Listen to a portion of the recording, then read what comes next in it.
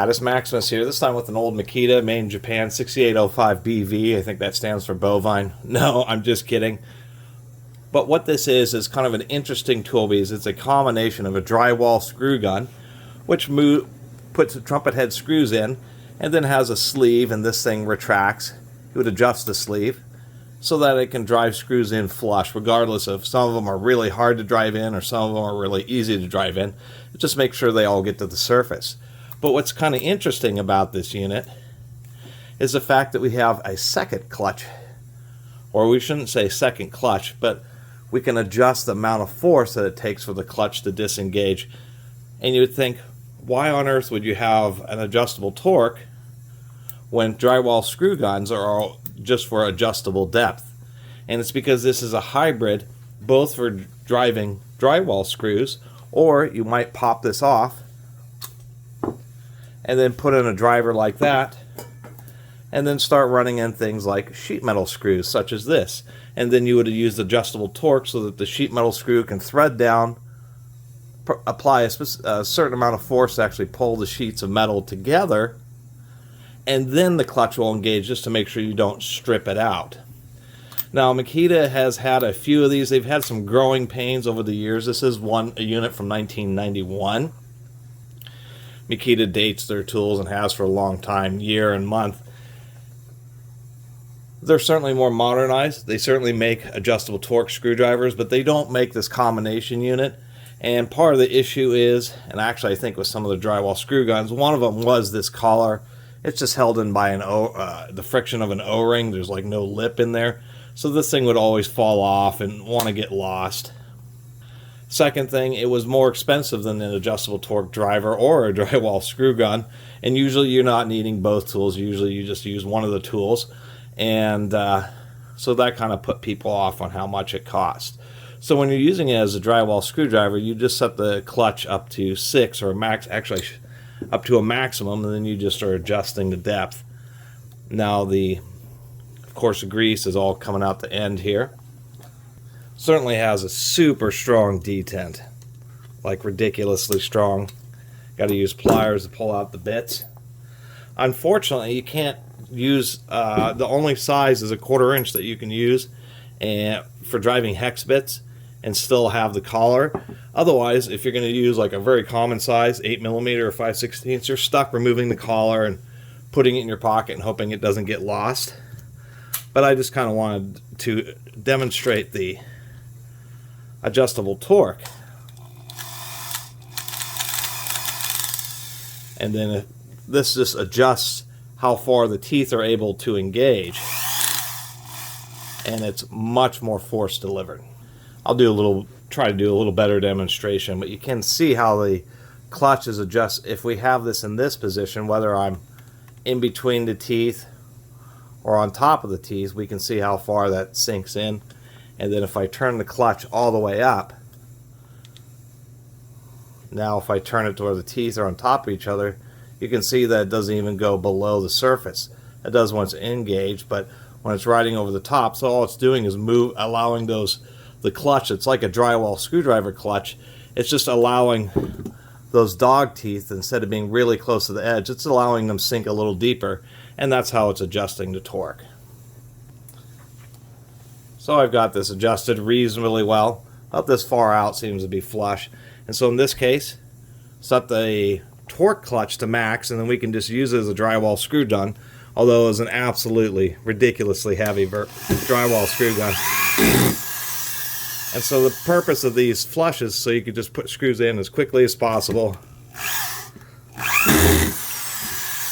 And you just run it until it makes a strange sound, and then the screws are always flush.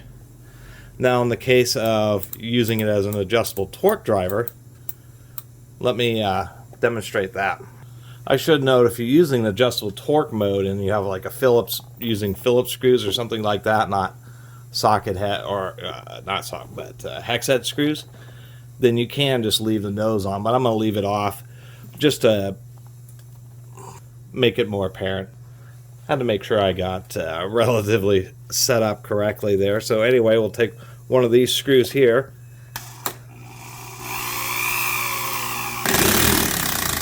and it's starting to make the sound. Oh, I really released it, spun, but it starts to make the sound when it starts reaching a higher amount of force. Here we go, I found a longer one. It should be just a little bit more obvious here.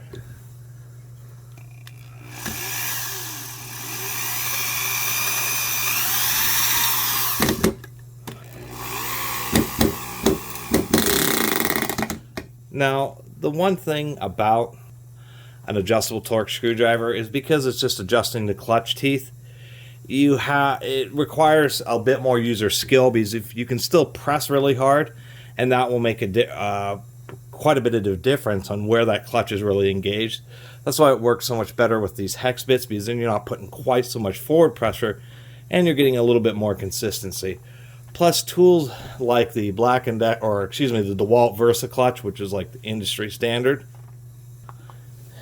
it just has a different spindle design, and made generally tools that are specifically adjustable torque drivers tend to have a bit more consistency than what I'm experiencing with this Makita. If I do it real carefully, the light amount of pressure, it's still, when it hits a lot of force right when the head hits the surface of the wood, it stops turning. So now I'm going to crank it all the way up, try to make it a little bit more obvious. Now if I just put that in one of these screws, we can see how much more force it wants to apply, rather than when we're on the low setting, it just now wants to click. So anyway, that was kind of the deal, kind of a funky way of explaining and showing the difference between an adjustable drywall screwdriver and adjustable torque driver, especially when they're in the same tool. I would like the clutch if it had just a little bit more consistency. It seems to actually be okay, but once again, you have to just keep an even amount of pressure when you're driving the screws. As far as these old Makita tools, they're not bad. You know, Makita was an early adopter of doing these slots in the vents. What that does is dramatically cut down the noise.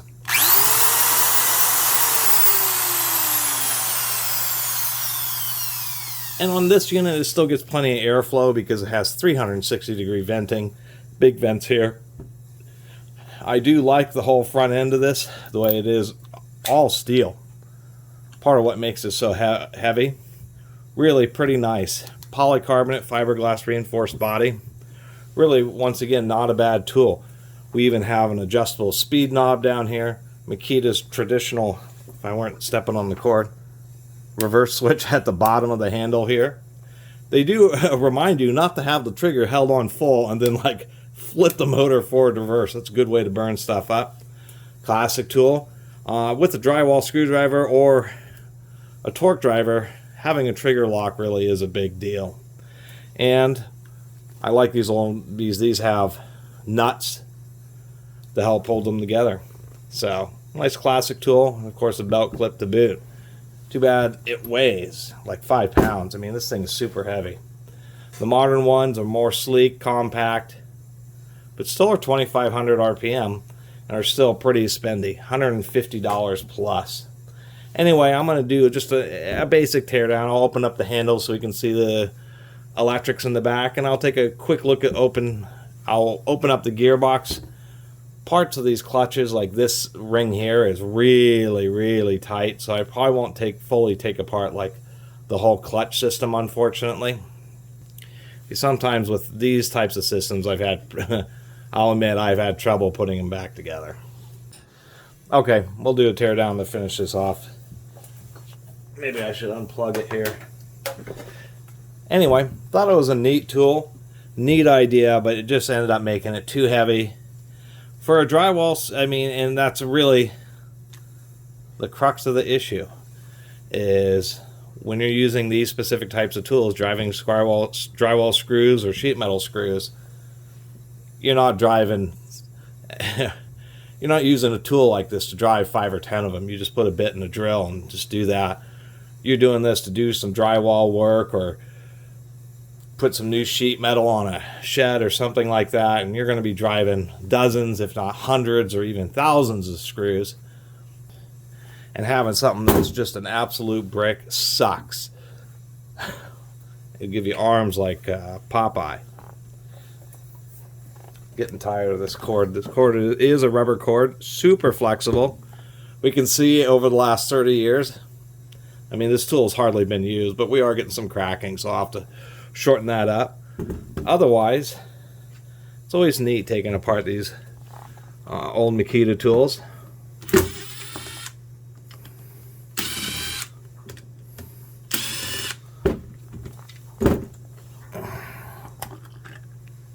You have to be careful when you're taking these apart. A lot of times the nuts will fall out the back.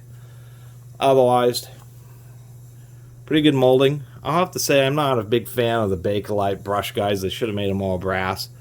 But they do have nice wires going to them. You can see where they added extra shielding for just to, I guess, protect the wire since it's going right over the commutator.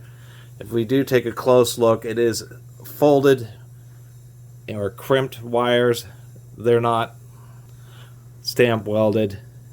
Not a lot of protection. There's a heavy lacquer or resin coating on the motor, but not a lot of protection. So the motor isn't particularly impressive. It is using these old ones, American-made C&H variable speed trigger switch. Even on these old ones, you can see that they have the little circuit for the variable speed. Actually hangs off the bottom of the trigger to give it a little bit more breathing room. On these old Makitas, you can see they actually use a screw down terminal block for the, what are they using that for?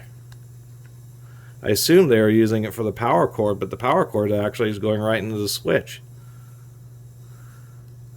It's a little funky that they have this. It's not a fuse block, it's just a screw terminal block. Kind of interesting.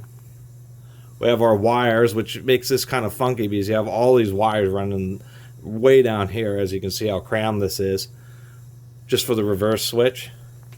This is back when they were trying to keep dust out of the trigger and make it last longer, so we have a whole foam pad around it, and then the rubber boot. That's all we got, about all we got here.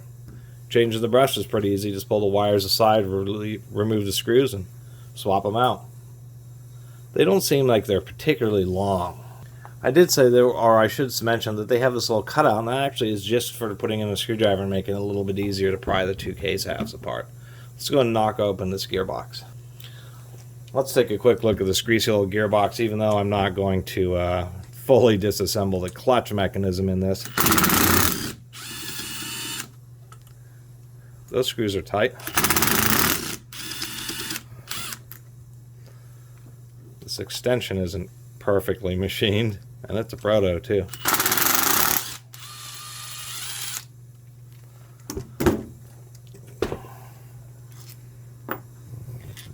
Two long ones on the top, slightly shorter one on the bottom. And we'll pull this out. Cast aluminum, and Makita does do this often. This bearing right here is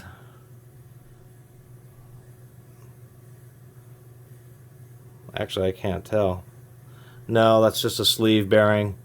We have a clear spacer and then a piece of metal. Since this is a tool that relies on the clutch, at least Makita did put in a radial needle bearing to handle some of those thrust loads. And this thing is going to be captured on the front somewhere inside here. We can see that this gear case is used for multiple tools. There's a big block of aluminum here, but there's nothing on the outside. That would have been a provision for a side handle that they would have drilled and tapped.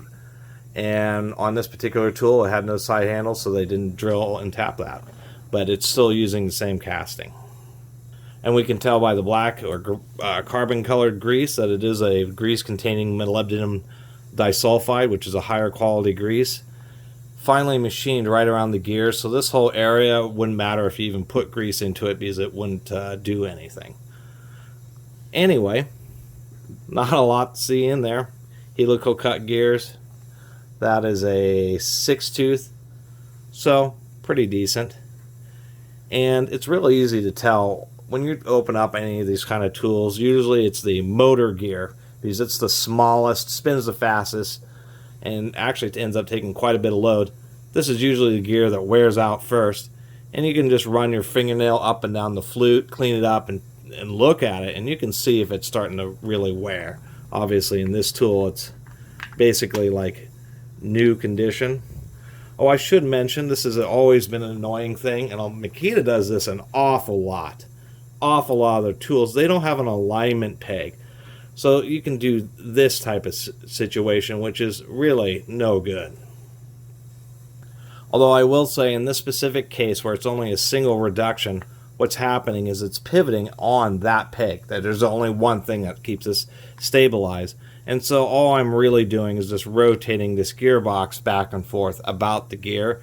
So in this specific situation, no, it's not a big deal because it's all machined. There's a half-cut moon in there that sits in the hit there and that peg. And so that keeps it rotating it basically around the center line of the reduction gear. So it doesn't matter where this front case is, the gears will stay aligned as long as it isn't cantered this way or this way.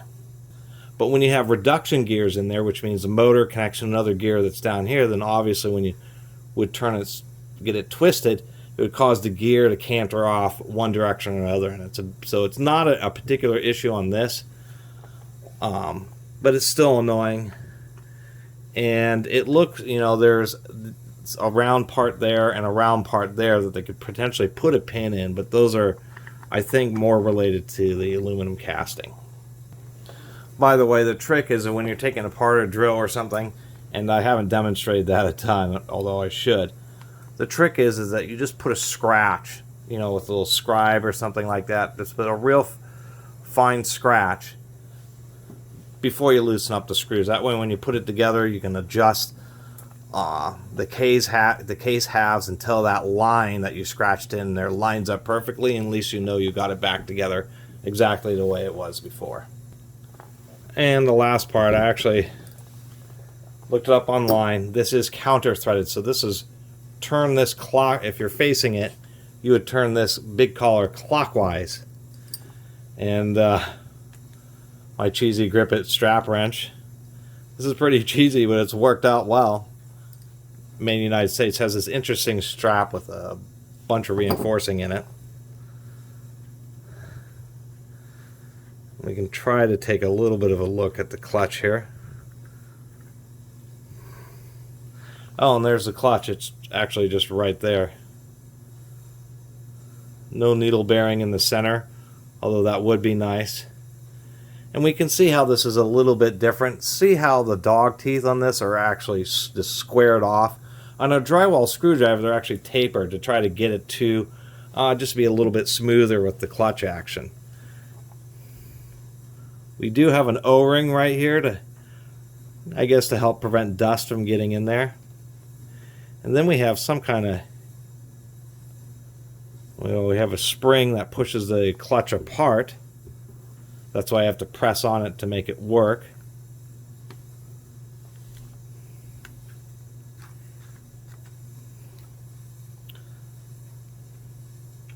Oh, I see what's happening here.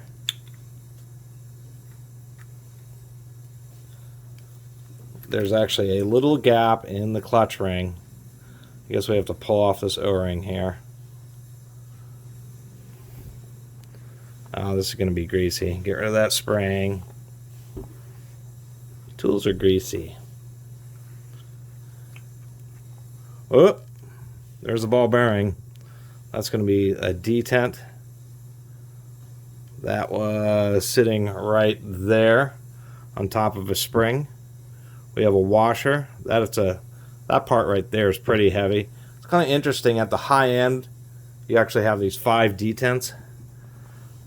And we have this. So what is happening there is that we can see there's like a thread. There's a spiral track. Come on, camera. But there's a spiral track that's cut into this. And what that is doing is actually taking this clutch mechanism, which actually appears to be spring-loaded by itself, and is actually drawing this rod up and down the slot to actually adjust the clutch pressure. This would be a hassle to fully take apart, kind of like valves if you don't want to deal with the right setup. This is actually pretty loose in there, so this is actually just riding on top of a spring, and so you're just compressing the spring. So how is this being driven by the shaft of the motor? Kind of like how a impact wrench weight is being driven, except for it doesn't have spiral grooves. But inside each one of these little slots here, I wonder if that's a washer, there's a little ball bearing about the size of this little guy here. To get it out, you need to, an oxygen sensor socket might be too big, but you need something like a socket that has a slice in the side of it, because you'd have to take this clutch, press it down, and then use a magnet like this to extract each of the 3 balls, and then this clutch and the spring would come out of there. Kind of a complicated design. So I put the ring on and have it down on really low. We can press on that clutch, and if I crank this thing up, this clutch doesn't go anywhere. And that does it for my long blabbing video about this Makita 6805 BV.